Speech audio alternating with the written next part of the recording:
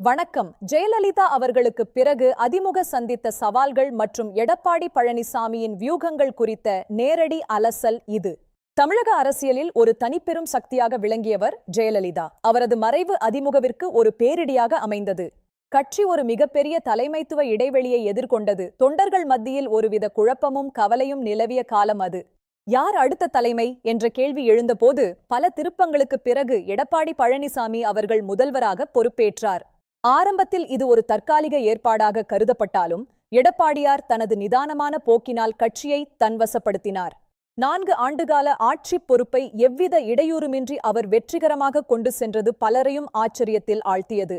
நிர்வாக ரீதியாக பல திட்டங்களை செயல்படுத்தி மக்களின் கவனத்தை ஈர்த்தார். இது அவரது அரசியல் ஆளுமையை மேலும் வலுப்படுத்தியது.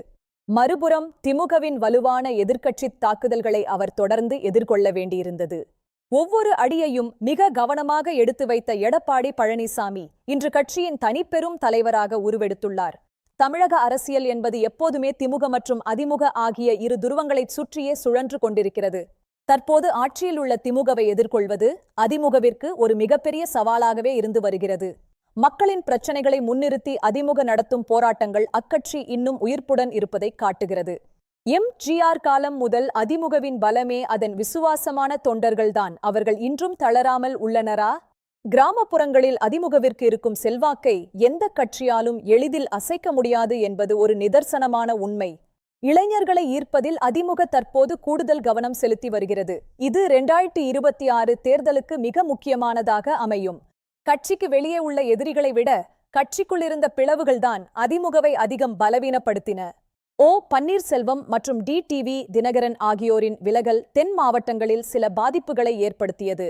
இருப்பினும் பெரும்பாலான தொண்டர்களும் நிர்வாகிகளும் எடப்பாடியார் பக்கமே நின்றது கட்சி உடையாமல் பார்த்து கொண்டது. கூட்டணி இல்லாமல் தமிழகத்தில் வெற்றி பெறுவது கடினம். பாஜகவுடனான உறவில் அதிமுக தற்போது காட்டும் இடைவெளி முக்கியமானது. சிறுபான்மையினர் வாக்குகளை பெற வேண்டுமானால் சில சமரசங்களை தவிர்க்க வேண்டிய கட்டாயத்தில் அதிமுக இருக்கிறது.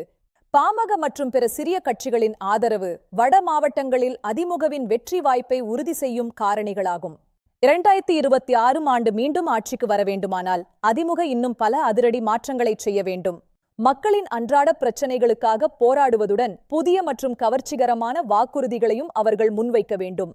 எடப்பாடி பழனிசாமியின் ஒரு எளிமையான விவசாயி என்ற பிம்பம் கிராமத்து மக்களிடையே அவருக்கு நல்ல வரவேற்பை பெற்றுத் தருகிறது. சமூக வலைதளங்களில் அதிமுகவின் பிரச்சாரங்கள் முன்பை விட இப்போது அதிக வீரியத்துடன் காணப்படுகின்றன. இது இளம்பாக்காளர்களை சென்றடைய மிக முக்கியமான ஒரு கருவியாக இன்று உருவெடுத்துள்ளது. 2021 தேர்தலில் மிக குறுகிய வாக்கு வித்தியாசத்திலேயே அதிமுக ஆட்சியை இழந்தது என்பதை நாம் மறந்துவிடக்கூடாது. தமிழக வரலாற்றில் ஒருமுறை தோற்ற கட்சி மீண்டும் எழுச்சி பெற்று ஆட்சிக்கு வந்த பல முன்னுதாரணங்கள் உள்ளன.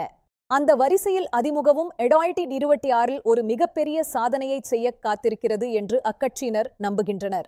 விலைவாசி உயர்வு மற்றும் பிற மக்கள் பிரச்சினைகளை அதிமுக எப்படி கையில் எடுக்கப் போகிறது என்பதுதான் அதன் வெற்றிக்கு வழிவகுக்கும். அனைத்து மட்டங்களிலும் ஒற்றுமையை கடைபிடித்தால் மட்டுமே அதிமுகவால் திமுகவின் பலத்தை எதிர்கொள்ள முடியும். எடப்பாடியார் ஒரு திறமையான ஒருங்கிணைப்பாளராக தனது பணியை செவ்வனே செய்து வருகிறார். அவரது இந்த விடாமுயற்சி 2026 அதிமுகவின் கொடியை மீண்டும் கோட்டையில் பறக்கவிடுமா? அரசியலில் எப்போதுமே எதுவும் நடக்கலாம். அதிமுகவின் எதிர்காலம் இப்போது எடப்பாடி பழனிசாமியின் கைகளில்தான் உள்ளது. அனைத்து தரப்பு மக்களையும் அரவணைத்துச் செல்வதுதான் இப்போதைய முதன்மையான தேவை. சரியான நேரத்தில் சரியான முடிவுகளை எடுத்தால் அதிமுகவிற்கு ஒரு பிரகாசமான எதிர்காலம் உண்டு. அடுத்த 2 ஆண்டுகள் அதிமுகவின் பயணத்தில் மிக முக்கியமான காலகட்டமாக அமையும் என்பதில் மாற்று கருத்து இல்லை. எம்.ஜி.ஆர். மற்றும் ஜெயலலிதா உருவாக்கிய இந்த இயக்கம் எத்தனையோ சோதனைகளை கடந்து வந்துள்ளது. அந்த பாரம்பரியத்தை பாதுகாத்து ஆட்சியை பிடிப்பது எடப்பாடியாரின் மிகப்பெரிய சவாலாகும். அதிமுகவின் இந்த அரசியல் பயணம் வெற்றி பெறுமா? 2026 கோட்டை யாருக்கு? காத்திருந்து பார்ப்போம். இந்த விவாதத்தில் பங்கேற்றமைக்கு நன்றி. இது போன்ற அரசியல் அலசல்களுக்கு எங்களோடு இணைந்திருங்கள். வணக்கம். மீண்டும் ஒரு சந்திப்பில் உங்களை சந்திக்கிறோம். விடைபெறுவது உங்கள் செய்தி வாசிப்பாளர். நன்றி.